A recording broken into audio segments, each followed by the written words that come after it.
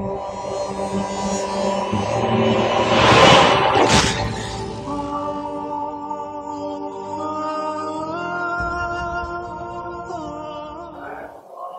بعد فقد قال الله تبارك وتعالى وقوله الحق وهو أصدق القائلين بسم الله الرحمن الرحيم يا أيتها النفس المطمئنة ارجعي إلى ربك راضية مرضية فادخلي في عبادي وادخلي جنتي صدق الله العلي العظيم. صلوات بيت محمد.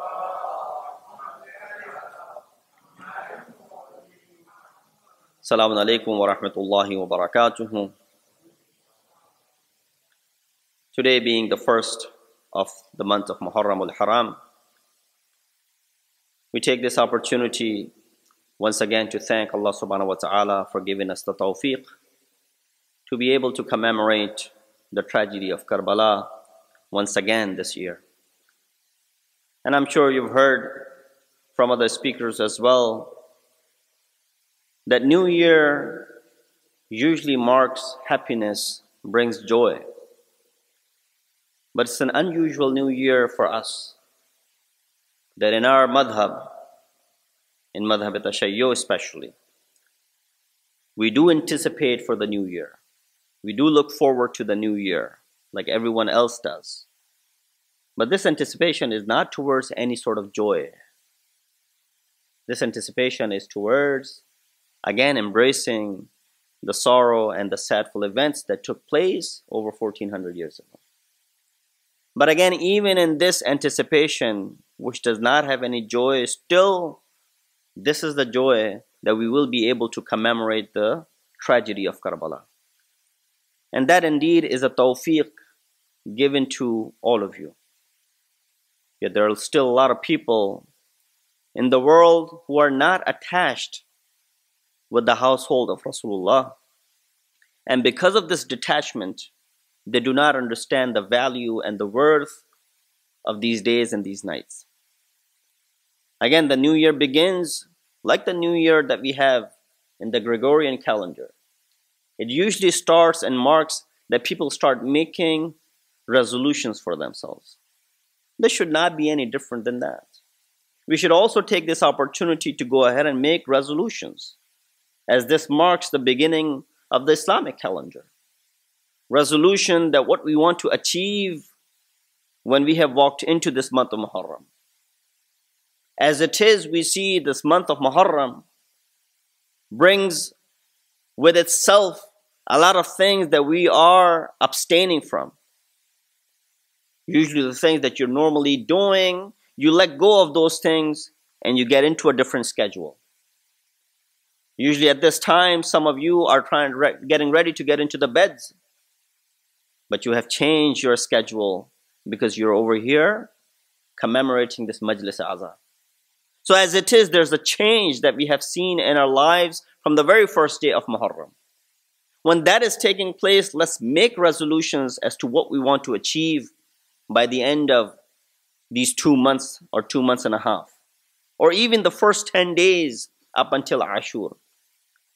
So it should not be the case that every single year Muharram comes with the formality that we walk into the majalis with our parents. We listen to the speaker, and then we listen, and then we forget what we have heard, and then we go back home, and then we'll do this again next year. That should not be the case when it comes to the Majlis-e-Ali.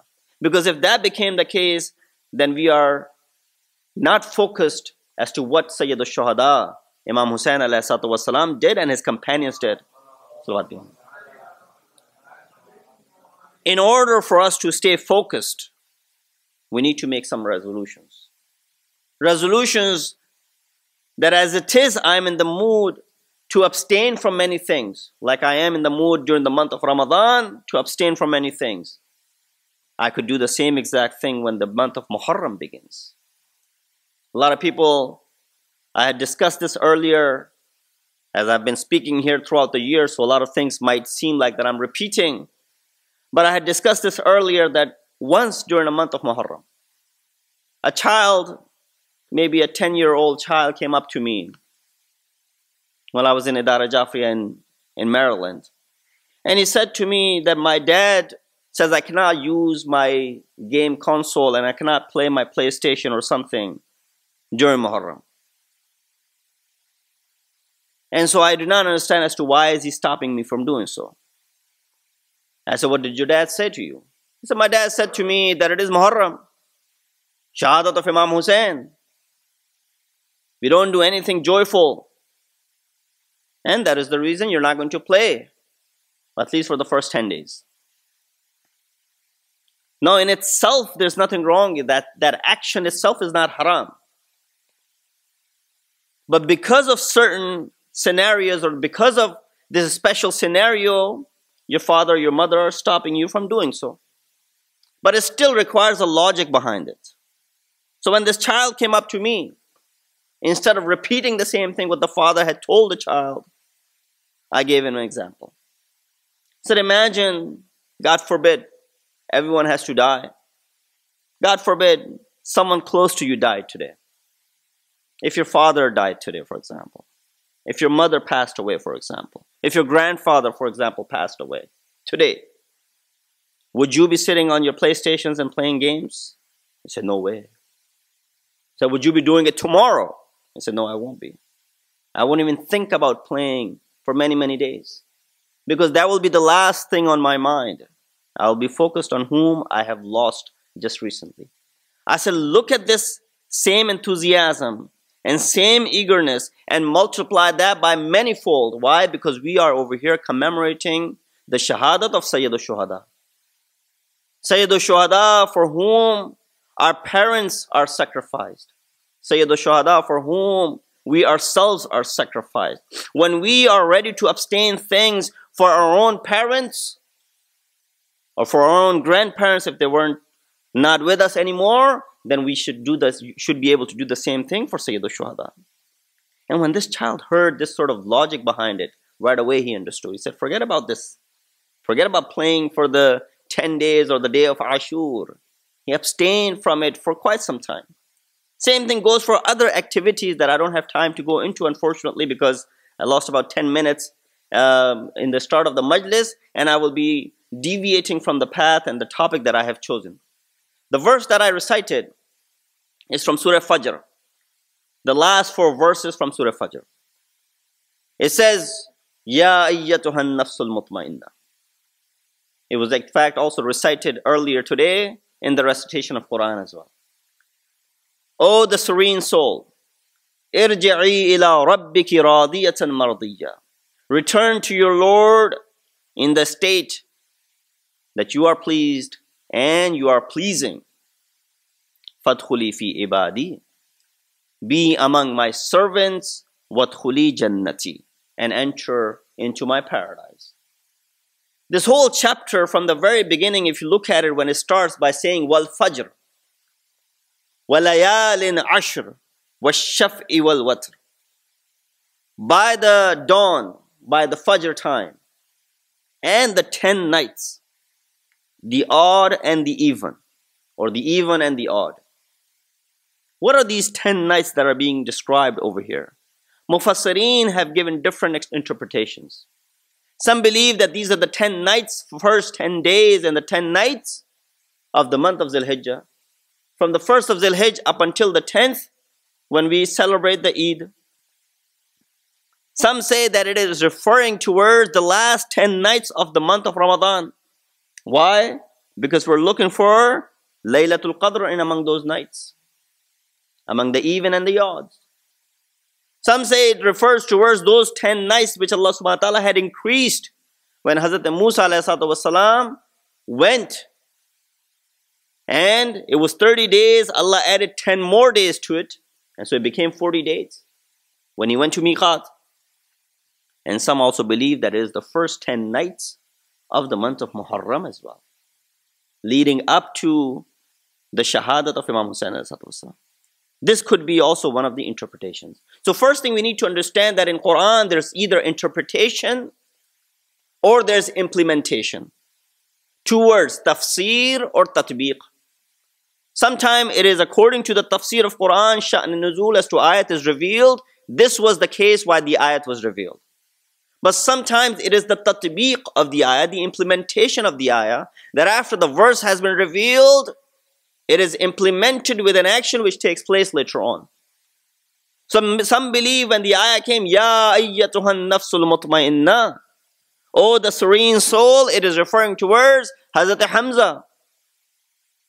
Some also believe that the same ayat is referring towards Imam Hussain ﷺ, being referred to as nafs mutmain, the serene, and the soul which is pleased by Allah subhanahu wa ta'ala.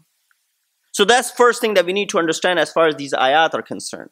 Second point that I want to make in regards to Quran, so that we pay more attention towards Quran, is to look at the ayat of Quran. At the end of an ayah, what you see a circle. This circle indicates that the ayah has ended over here. And then the next ayah begins. Then you see another circle. That indicates that that ayah has ended. But in fact, if you look through and read the translation of the ayah, it seems like it's a continuation. For example, the ayat that I recited in front of you today. Last 4 verses from 27 to 30 in the Surah Fajr. The translation goes as this. O the serene soul, return to your Lord in the state you are pleased with, and He is pleased with you. Enter into my paradise and be among my servants. Seems like that there's one mawdu, one topic that is continuing.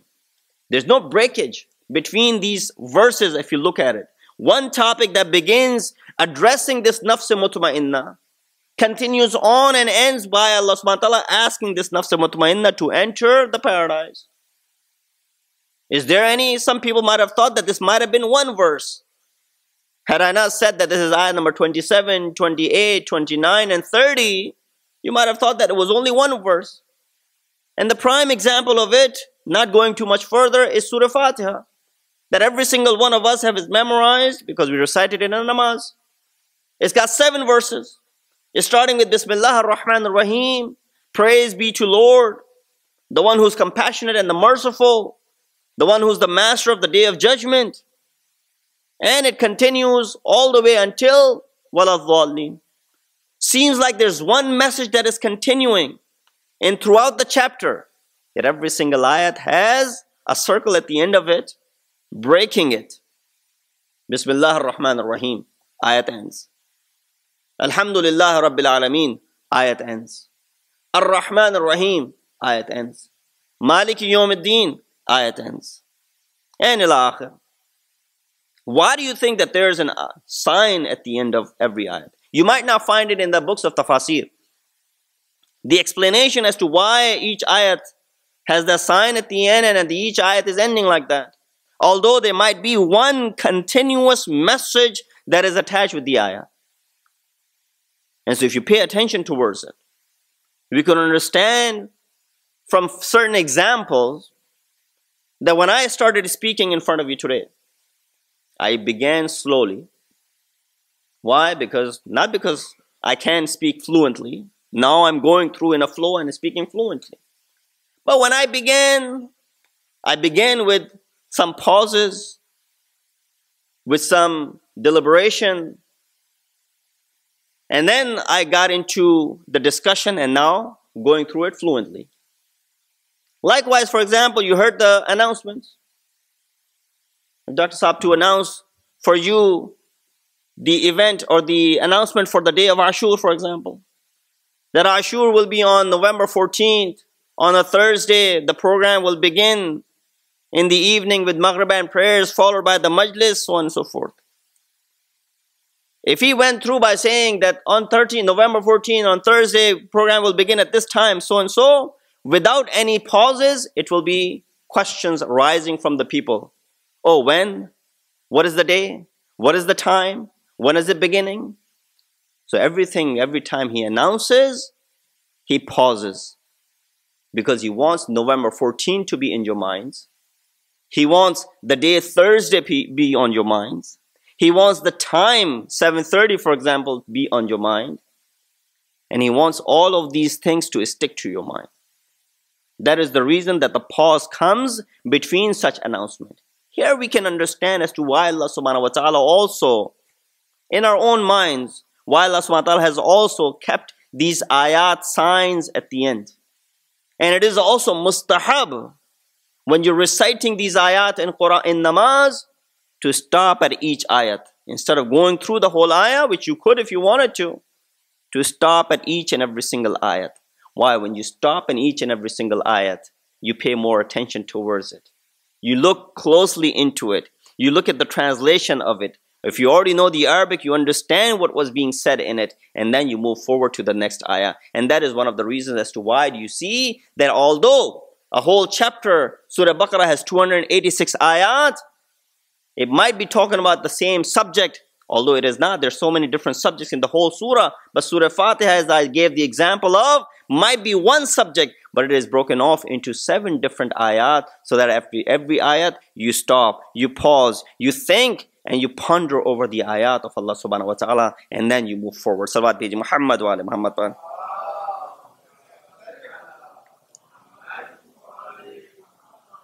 So Allah subhanahu wa ta'ala basically wants us to ponder and understand the message behind each and every single verse that has been revealed. Our discussion had begun yesterday under the topic of the messages from Ashura. Message from Quran. We want to connect to the messages from Ashura. Bayam, or the Paygam that Sayyid al-Shuhada and his companions have left for us. And there's so many of them that I had talked about yesterday, outlined in front of you, because it was the Tamheedi Majlis, we will be discussing the Paygam and the messages related to i'tiqad and our beliefs. We will be discussing the Paygam related to the ethics. We will also be extracting and deducing the Paygam and the messages related to mysticism and irfan. And we will also be deducing the messages and the Paygam from this event of Ashura that took place as far as the history is concerned.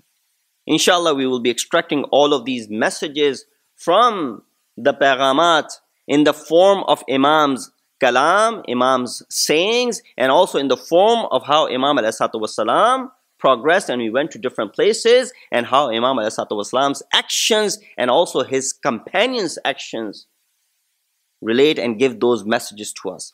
So first thing that we see, that there are 2 istilahat, or 2 terminologies. Unfortunately, in English, when we come to the translation, we might not be able to find a suitable translation.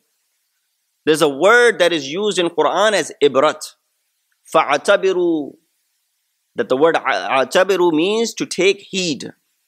And then there's a word which is referring towards the message. So we can divide the translation between the 2 things. The paygam or the payam means the message. Ibrat means taking heed. So at one point when you see an action by an individual, either that could be a lesson to you, or if you see an action or the end result of, for example, an evil individual, that will become an ibrat and a matter of taking heed from the actions of that individual. And there's so many examples of that in Quran if you look at it. For example, if you look at the story of Hazrat Musa ﷺ and Fir'aun, we look at the bravery of Hazrat Musa as to whether Allah subhanahu wa ta'ala is ordering him, idhabu ila Fir'aun. O Musa, O Harun, go towards Fir'aun. Hazrat Musa says, I fear that he will kill us. I fear that he will do rebellion. Allah says, do not fear. Inna ma'akum, we are with you. You don't have to worry about it. We see that Hazrat Musa goes in the court of Fir'aun. He speaks the truth, saying that I am the messenger of Allah subhanahu wa ta'ala. The one that Allah subhanahu wa ta'ala has saved, and he grew up in the house of Fir'aun. Hazrat Musa is now very brave. Comes up and he says that I'm inviting you. This is the message of Allah subhanahu wa ta'ala. So when we read the story of Hazrat Musa alayhi salam, there are lessons for us as far as the bravery of Hazrat Musa is concerned. On the other hand, when we look at the story of Fir'aun, how Allah subhanahu wa ta'ala made him drown and all those people who were following him drown, there's ibrat for us, that we take heed as to how he rebelled and the reason for the rebellion and what was the result of the rebellion. So there are 2 things that you derive out of it. One is in the form of the lesson that you are learning. Second is in the form of taking heed from the actions of the evil that was there. Likewise, you look at the example of Hazrat, for example, Prophet Hud, when he's sent towards the people of Ad. We look at the example of Prophet Salih, when he's sent towards the people of Thamud. How Allah subhanahu wa ta'ala in Quran addresses that how we killed people of Ad and people of Thamud, one with the lightning, one with the heavy winds, how they were destroyed. So when you look at the examples of these prophets and you look at the examples of those nations who stood up against them, you learn the message from the life of the Prophet, you take the lesson from the life of the Prophet, but you look at these individuals who were destroyed and you take heed as to what happened to them. Likewise, you look at in the life of our Prophet, Hazrat Muhammad Mustafa sallallahu alayhi wa sallam. And you look at the enemies that stood up against Rasulullah. For example, Abu Lahab, Quran talks about it, Tabbat yada abi lahabin wa tab. The one who stood up against Rasulullah, Allah is saying, may you be destroyed. May your hands be destroyed. Likewise, the army of Abraha, which comes, wants to destroy the house of Allah subhanahu wa ta'ala. You look at how we take heed from the history of it and the story of it. Alam tara kayfa fa'ala rabbuka bi ashabil fil. Have you not seen how Allah subhanahu wa ta'ala dealt with the people of the elephant, ashabul fil? Alam yaj'al kaydahum fi tadlil. Farsala alayhim tayran ababil. How these little birds were sent towards them by throwing these little pebbles, how they were able to destroy this whole army. Those who have gone for Hajj, they understand as to when we go from Arafat towards Muzdalifah, what is the one action that you perform when you are in Muzdalifah? You collect the pebbles. Why are we collecting the pebbles from Muzdalifah? The land which is known as Mash'arul Haram in the ayat of Quran is because this is the land replicating where the pebbles were picked up by these birds which were destroying Ashabul Fil. So we do the same thing by picking up the pebbles from the same land, and then we go ahead and distract the shaitan. This is all replicating as to what Allah subhanahu wa ta'ala had done. So we look at these examples. What you learn from the life of Rasulullah is the lesson for you. What you learn from the Abraha and the army of Abraha is becoming the ibrat for you, a matter of heed for you. Salawat bhiji Muhammad wa ali Muhammad.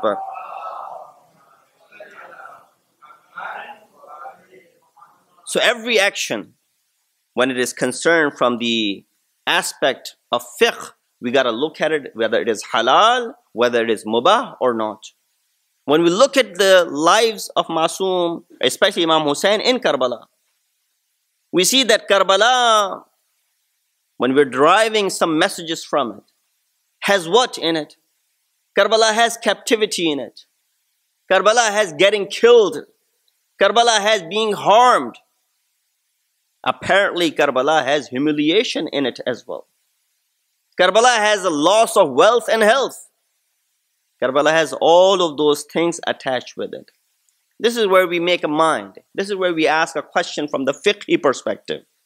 Is it my duty to go towards Karbala when I know that there's loss of wealth and health? When I know there's a harm for me? When I know that it entails, dishonoring?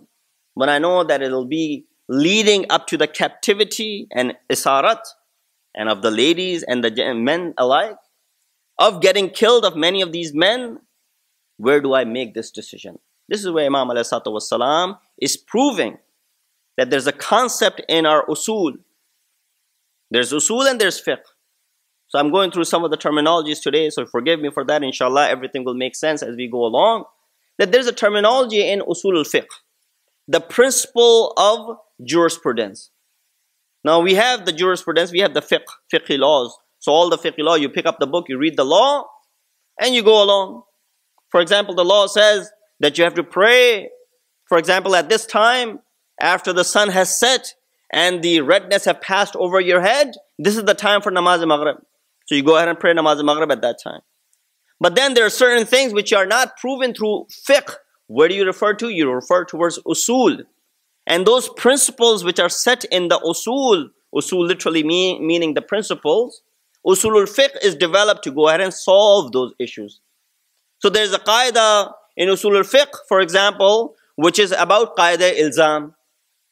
Qaida-e-Ilzam is what? Qaida-e-Ilzam is basically when a person who belongs to another sect, a person who belongs to another religion, if they do something according to their religion, it is accepted in our religion. For example, if a Christian couple gets married, although they did not get married according to our culture or our fiqh, there was no Moulana reciting the nikah for them, there was no ijab or qabul, but still that marriage is authentic in our perspective. This is called qaida-e-ilzam. Likewise, for example, in Ahl Sunnah, if they have the talaq, for example, a man can divorce his wife 3 times in one sitting. When he says talaq, talaq, talaq, that means the wife has been divorced 3 times, although it is not accepted in our religion. But because of qaida-e-ilzam, if this is something which is accepted in their religion, we will go ahead and honor that. This is called qaida-e-ilzam. Likewise, there's qaida-e-firagh. Qaida-e-firagh, what does that teach us? It teaches us that كُلُّ مَا شَكَكْتَ فِيهِ مِمَّا قَدْ مَضَى فَامْضِ كَمَا هُوَ. Anything that you have doubt about, which has passed, فَامْضِ كَمَا هُوَ. Keep it the way it is. You don't have to worry about it. For example, after namaz, you realize that you might not have done, or you doubt if you were in the state of wudu or not. He says, كُلَّ مَا شَكَكْتَ فِيهِ مِمَّا قَدْ مَضَى. Anything that you doubt about that has passed already, فَامْضِ كَمَا هُوَ. Leave it the way it is. Yes, for the next namaz, you gotta do wudu. But you doubted if you did wudu for the previous namaz or not, that is fine. This is considered to be qaida-e-firagh, that you're farigh, that you have finished it, and therefore you don't have to worry about the previous namaz or anything that you have done in the past. That is something which is okay and accepted in the sight of God. This is called qaida-e-firagh. So going back, in usul, we have these qawaid which come and help out fiqhi laws. There's a qaida in usul as well, known as aham and muhim. Looking at the clock, I'm already out of my time, and I haven't even started the messages related to the beliefs that we wanted to talk about today. Inshallah. Sallu ala Muhammad wa ala Muhammad.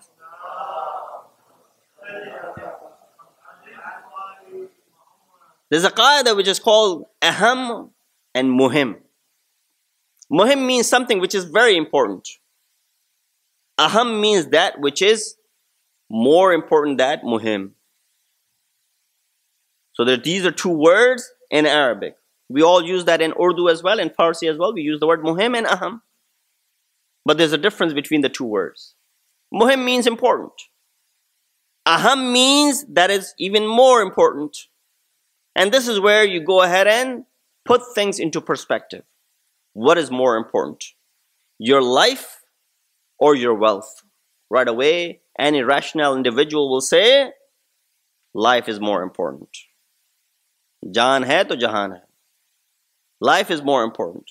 So if you have to give up your wealth to keep your life, you're going to go ahead and give up your wealth. Why? Because if your life is being taken away, what this wealth is going to do to you? Nothing.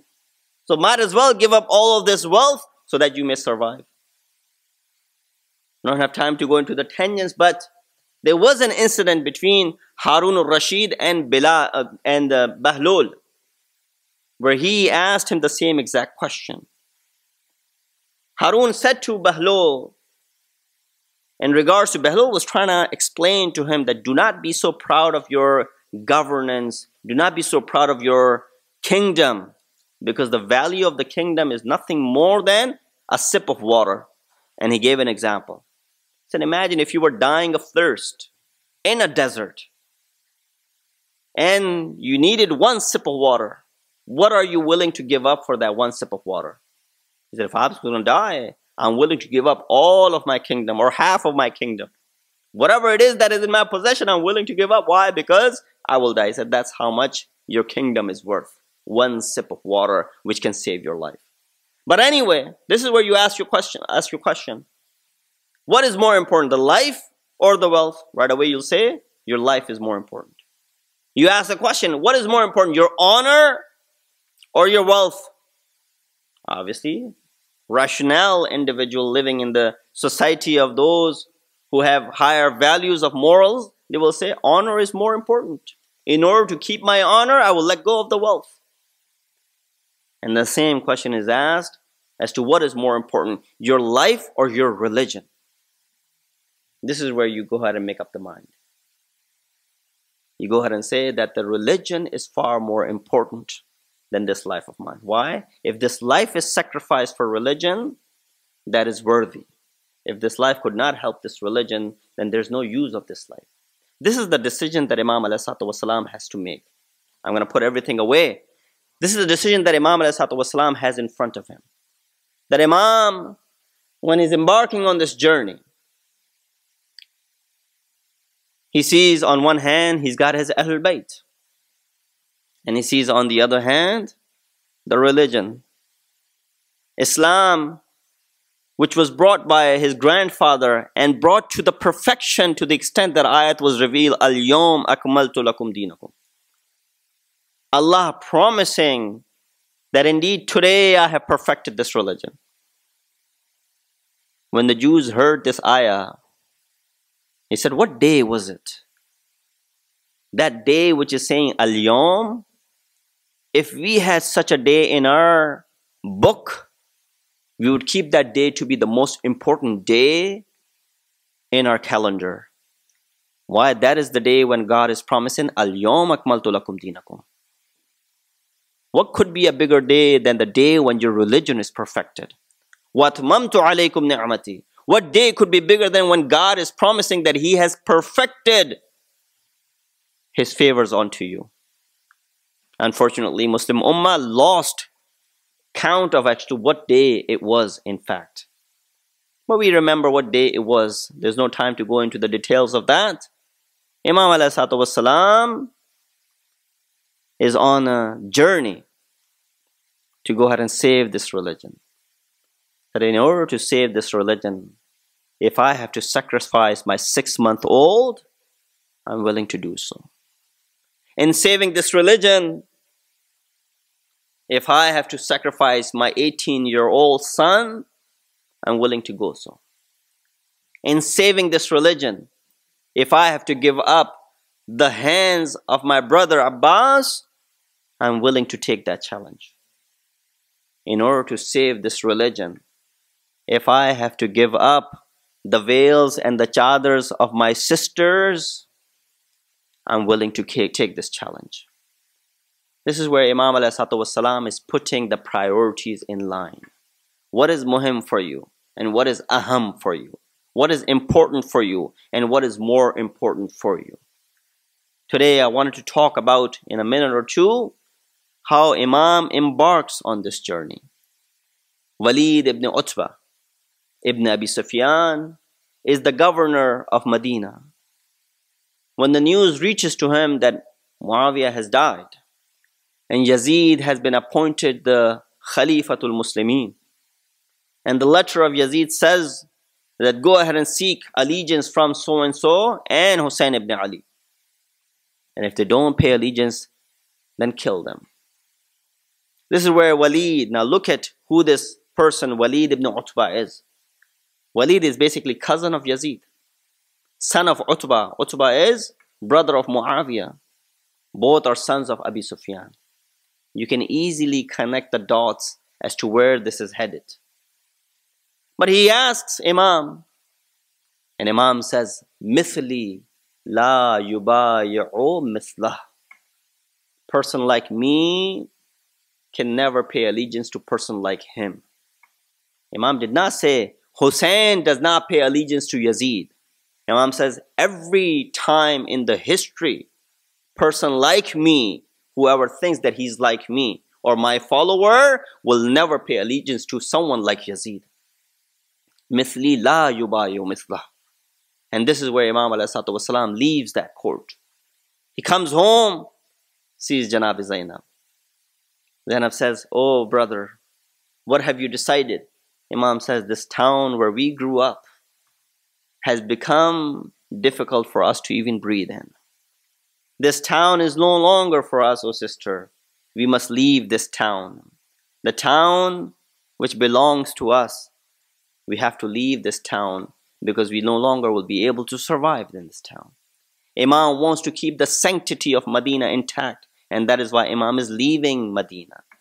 He goes towards Makkah so that he can find immunity over there. But I want to very closely, 1 minute or two, portray the scene of Imams when his Imam is leaving Medina. Ravi says that I was watching the whole event. Imam ﷺ is supervising. He's sitting on the chair. When all the luggage was mounted onto the camels, now came the turn of Ahlul Bayt, especially the ladies, to go ahead and climb into their carriages. He said, I saw a lady all covered from top to bottom, held by a young man, Ali Akbar, being brought towards the carriage. I asked the person, who is this lady? He said, do you not know? This is Layla, mother of Ali Akbar. He said, I saw another scene where I saw a lady being escorted into the carriage by a young man by the name of Qasim. I said, who is this lady? He said, do you not know? This is the widow of Imam Hassan, Farwa. He said, after a while I saw another lady being accompanied by both Qasim and Ali Akbar alongside with Hazrat Abbas. I said, this lady must be very important. One person is holding her hand, one person is holding the veil, one person is keeping her shoes. Who is this lady? He said, do you not know? This is the younger daughter of Ali ibn Abi Talib, Kulthum.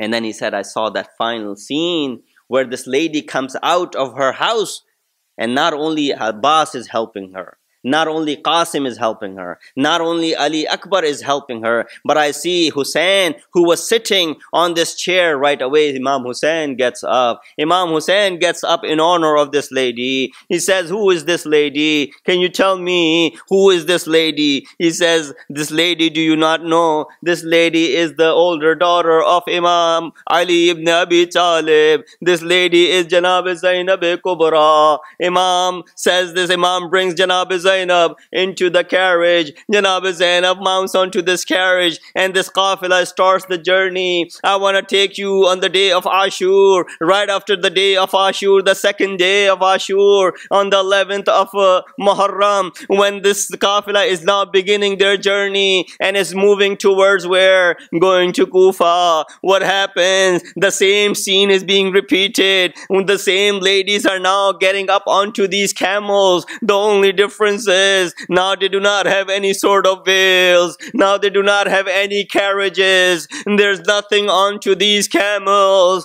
and there's no Ali Akbar, and there's no Ali Akbar, and there's no Abbas, and there's no Qasim, and there's no Hussein to help these ladies mount onto these camels. Janab Zainab is the only one who's helping every one of these ladies. When everyone was mounted onto the camels, comes the turn of Janab Zainab. She looks towards the Furat to see the two hands of Hazrat Abbas, and then she looks at the janaza of Imam Hussein. She does not say anything, but her voice does not need to be uttered. We can understand what Zainab is demanding. Oh Abbas, oh Hussein, you help me get up onto this, but there's nobody helping Zainab today. ألا لعنة الله القوم الظالمين وسيعلم الذين ظلموا أي منقلبون.